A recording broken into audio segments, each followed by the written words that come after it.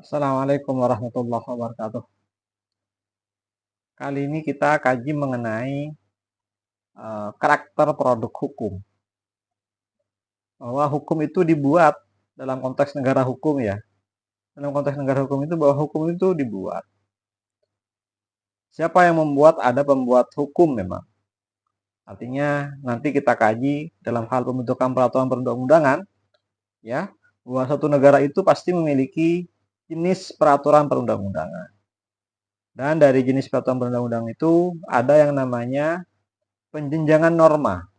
Ini mengikuti konsepnya Hans Kelsen. Ada undang-undang yang tingkatannya tinggi, paling tinggi ya, terus berjenjang sampai tingkatan paling rendah. Dan suatu negara itu akan memiliki penjenjangan norma itu dari hukum yang tertinggi sampai yang paling rendah. Karena hukum itu dibuat, tentu definisinya adalah hukum tertulis ya, dibuat oleh pejabat negara atau lembaga yang berwenang, tergantung pada jenis peraturan perundang-undangan yang dimaksud, tentu akan melahirkan karakter. Ya, karena memang dibuat, bukan dibuat oleh Tuhan, tapi memang dibuat oleh manusia. Tentu karena namanya manusia, itu tidak bisa lepas dari baik dan buruk. Dan itu akan mewarnai. Itulah karakter dari suatu produk peraturan perundang-undangan. Secara garis besar ada dua jenis karakter peraturan perundang-undangan itu. Yaitu pertama produk hukum yang responsif atau otonom. Apa itu produk hukum dengan karakter responsif atau otonom? Produk hukum yang karakternya mencerminkan pemenuhan atas tuntutan-tuntutan baik individu maupun kelompok dalam masyarakat ya, sehingga lebih mencerminkan rasa keadilan di masyarakat. Ketika suatu produk hukum apapun itu ya, karena hukum itu kan ada dua jenisnya, ada berupa regeling, peraturan-peraturan, ada yang namanya basicing, keputusan-keputusan. Nah, apapun produk hukumnya tadi itu, apakah peraturan atau keputusan, jika itu mencerminkan rasa keadilan yang ada di masyarakat, tentu produk hukum itu dapat teridentifikasi menjadi produk hukum yang responsif dan otonom. Tentu nanti tergantung pada bagaimana lembaga atau pejabat yang berwenang untuk membentuk itu, menyusun itu, melakukan penyusunan yang baik sehingga nanti lahirlah produk hukum yang responsif atau otonom ini. Bahwa dari rasa keadilan itu dapat kita artikan pula bahwa produk hukum yang responsif atau otonom itu tentu isi atau materi muatannya tidak sekedar pada pemenuhan kepentingan penguasa atau pembentuknya, tetapi murni lahir dari kebutuhan masyarakat itu sendiri. Kenapa? Karena hukum itu memang diperuntukkan bagi masyarakat. Masyarakatlah nanti yang akan menikmati dan menyesuaikan dengan kondisi yang ada. Nah, kalau kemudian suatu produk hukum justru hanya berisi dengan muatan kepentingan dan itu juga kepentingan semata pembuatnya atau penguasa, itu sudah berbalik menjadi produk hukum yang berkarakter konservatif atau ortodok. Apa produk hukum itu yang konservatif ortodok? Itu jenis produk hukum yang kedua ya. Produk hukum konservatif atau ortodok adalah produk hukum yang karakternya mencerminkan visi politik pemegang kekuasaan. Sehingga pembuatannya tidak mengundang partisipasi dan aspirasi masyarakat. Ya, karena yang dikedepankan adalah visi politik pemegang kekuasaan.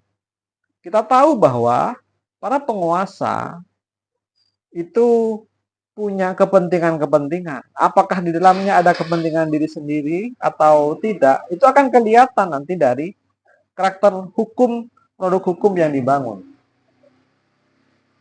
Karena hukum itu sarana bagi mereka, bagi para pemegang kekuasaan itu, untuk menjalankan misi-misinya. Dengan hukum itu, kepentingan ada di dalamnya. Maka ada orang bilang bahwa hukum itu syarat kepentingan politik. Iya, jadi politik itu ada di dalam isi hukum itu. Hukum itu hanya wadahnya saja. Isinya apa? Adalah politik. Bisa saja, politik itu kan netral. Bisa saja isinya baik. Tetapi kalau hanya pada visi misi pemegang kekuasaan semata, bahwa hukum, bahwa politiknya adalah kekuasaan semata bagi kepentingan diri dan kelompoknya, bukan lagi pada aspirasi masyarakat, tentu itu sudah beralih dari produk hukum yang awalnya responsif, otonom, berubah menjadi konservatif, ortodok. Jadi rumusan biasanya ya, rumusan peraturan-peraturan yang dipakai dalam konteks hukum yang konservatif ortodok ini hanya bersifat pokok-pokok saja. Yang nanti semua pengaturannya biasanya lebih lanjut akan diatur dengan peraturan-peraturan lain atau keputusan sendiri oleh pemegang kekuasaan. Itu justru akan lebih cenderung untuk melahirkan yang ortodok, yang konservatif ini. Maka peraturan yang baik nanti tentunya harus dilakukan, disusun ya semakin detail, semakin jelas, semakin baik. Kalau hanya mengatur pokok-pokok saja, ya tanpa tahu bagaimana pengaturan lebih lanjut dan itu dipasrahkan kepada pemegang kekuasaan, itu kecenderungannya akan pada produk hukum yang konservatif.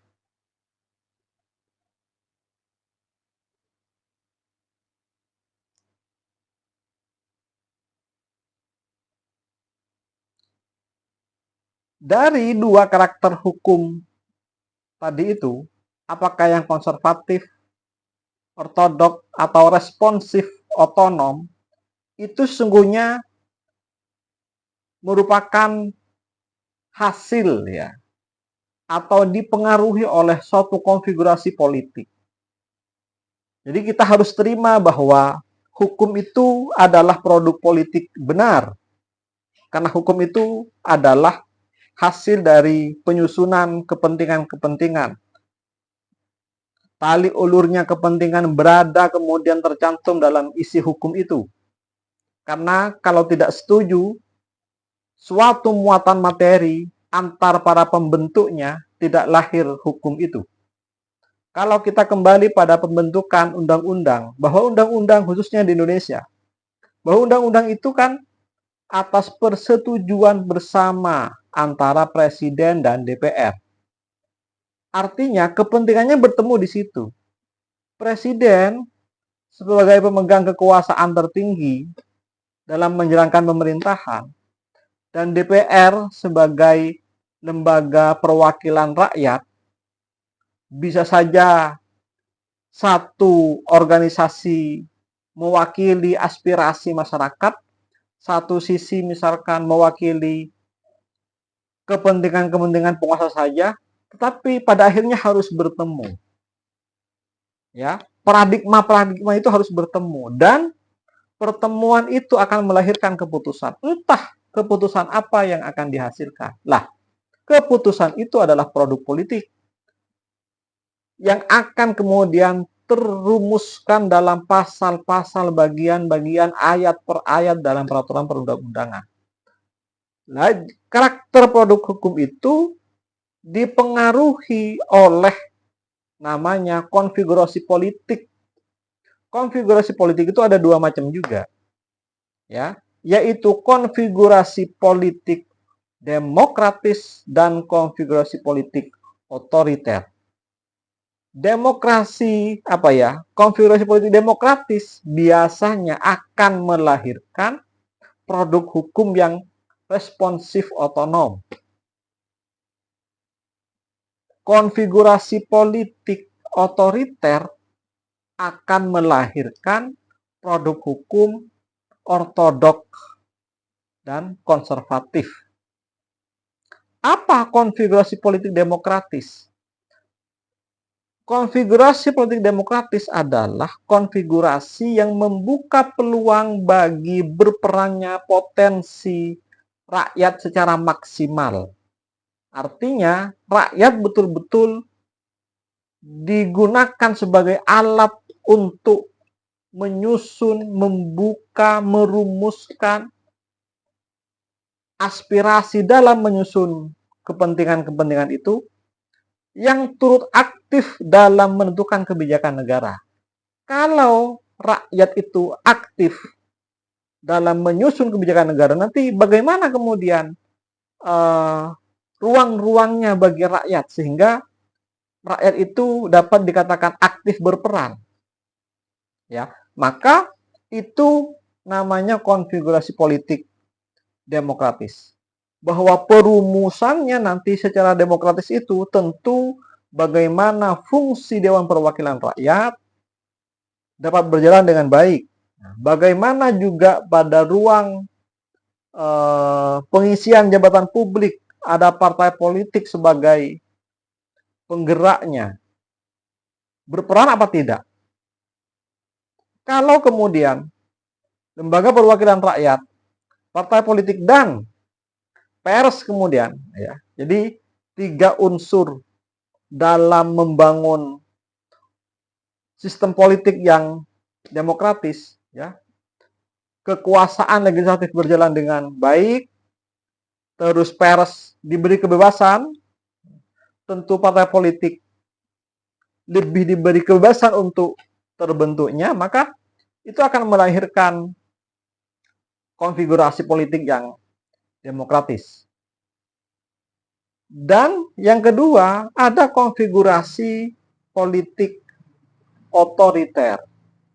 Apa konfigurasi politik otoriter itu? Konfigurasi yang menempatkan pemerintah pada posisi yang sangat dominan dengan sifat yang intervensionis dalam penentuan dan pelaksanaan kebijakan negara, sehingga potensi dan aspirasi masyarakat tidak teragregasi dan terartikulasi secara proporsional.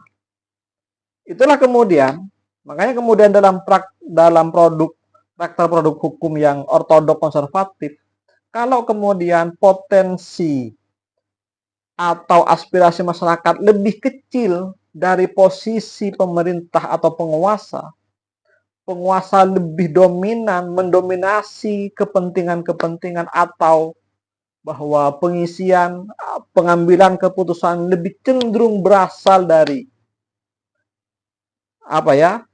penguasa, itu namanya konfigurasi politik otoriter. Jadi posisi dominasi pemegang kekuasaan cenderung lebih tinggi. Jadi halu saja kemudian bahwa semua keputusannya itu demi rakyat, padahal sesungguhnya tujuan-tujuan itu semata-mata kemudian untuk mempertahankan kekuasaannya semata atau hanya untuk mempertahankan kepentingannya semata. Itu akan melahirkan kemudian, karena seperti yang saya sampaikan tadi bahwa hukum itu adalah wadahnya saja, maka isi politiknya semuanya akan pada sisi otoriter. Bagaimana kemudian mengkajinya, kita melihatnya pada sisi peraturan-peraturan itu, maka kita harus jeli setiap melihat rumusan pasal per pasal. Apakah kemudian produk hukum yang kita baca, pasal per pasal, bagian ayat yang kita baca itu betul-betul telah melahirkan suatu aspirasi yang sesuai dengan kepentingan masyarakatnya. Ya. itu tidak lepas dari konfigurasi politik yang otoriter atau demokratis. Apa cirinya kemudian? Bahwa kalau suatu negara menggunakan konsep demokratis atau otoriternya, apa ciri yang kemudian bahwa ini otoriter, ini demokratis? Teridentifikasi pada 3 hal, ya. 3 hal. Satu, bagaimana sistem kepartaiannya. Jika partainya tunggal, kemungkinan besar itu akan konservatif hasilnya, dan sistem politiknya lebih pada otoriter. Tetapi kalau kepartaiannya terbuka bagi umum, terbuka bagi masyarakat untuk membentuk partai sebanyak-banyaknya, diberikan panggung terlibat dalam dinamika politik, ya, komunikasi politik, rekrutmen politiknya, pengisian pejabat-pejabatnya dipilih lewat multipartai, anggota DPR-nya diberikan wewenang penuh untuk membentuk peraturan perundang-undangan sebagaimana kekuasaan yang diberikan kepadanya, maka itu akan melahirkan yang demokratis. Jika tidak, itu akan otoriter. Yang kedua, peran eksekutif. Eksekutif itu apakah dominan atau lebih kepada sekedar fasilitator saja. Jadi kalau kemudian lahir suatu rumusan pasal-pasal yang itu adalah inisiatif dari eksekutif, ya, tidak lagi inisiatif dari perwakilan rakyat misalkan, atau juga tidak memperhatikan usulan masyarakat, tentu itu kecenderungannya lebih pada otoriter. Apalagi kemudian peraturan semua produk hukum itu lahir dari gagasan-gagasan yang tidak pernah didiskusikan sebelumnya. Jadi hanya kemudian semata untuk kepentingan ideologi dan golongannya saja. Itu kalau eksekutifnya lebih mengedepankan hal itu, maka telah terjadi konfigurasi politik yang otoriter, bukan demokratis lagi. Yang terakhir, kunci dari konsep konfigurasi politik yang demokratis dan pembedanya adalah kebebasan pers tadi. Kalau pers diberikan ruang terbuka untuk melakukan investigasi, pemberitaan, mencari informasi, menggali informasi, dan publikasinya tidak pernah kemudian harus preteli, maka artinya pers itu betul-betul bisa bergerak, menempati ruang komunikator antara rakyat dan kekuasaan. Ya, kalau kemudian panggungnya semakin dibuka, semakin luas untuk memberikan edukasi dan mencari informasi yang tidak ditutupi oleh penguasa, itu artinya sudah otoriter. Mohon maaf, sudah demokratis. Terus pada bagian berikutnya, bahwa produk hukum itu juga ada cirinya. Apa ciri yang demokratis atau responsif, otonom, atau menjadi produk hukum yang konservatif? Ya, walaupun memang tidak selamanya konfigurasi otoriter hasilnya ortodok konservatif, tidak. Tapi biasanya, bisa saja sistem politiknya otoriter tapi melahirkan hukum yang responsif dan otonom. Apa? Jika proses pembuatannya baik, melibatkan rakyat, ya, diskusi rumusan-rumusannya terbuka untuk umum, tidak ada diskusi perumusan pasal per pasal yang main sembunyi-sembunyi. Apalagi memang pembuatan hukum didominasi oleh lembaga legislatif, karena memang itu wakil rakyat untuk menyusun peraturan. Nah, itu namanya proses pembuatannya lebih pada terbuka melibatkan semua masyarakat. Usulan-usulan masyarakat, jadi gagasan-gagasan yang disampaikan, ditampung untuk menjadi identifikasi masalah yang harus dirumuskan. Itu namanya pembuatan yang hukum responsif otonom. Terus ada karakternya lagi, dapat identifikasi dari kewenangan interpretasi terhadap hukum. Jadi yang bisa menentukan bahwa hukum itu maksudnya begini-begini, itu siapa? Apakah hanya pada satu kekuasaan saja? Artinya bahwa yang mengatakan ini sudah baik, itu oleh penguasa sendiri, yang buat mereka, yang menafsirkan pasalnya itu adalah mereka, oleh penguasa saja, itu sudah tidak menunjukkan bahwa produk hukum itu adalah responsif, tapi yang terjadi adalah konservatif. Kalau kemudian penafsiran hukum diberikan pada lembaga yudikatif untuk memberikan tafsir makna apakah suatu rumusan peraturan perundang-undangan itu telah baik atau tidak bertentangan dengan amanat yang lebih tinggi di atasnya, berarti peraturan itu telah responsif atau otonom.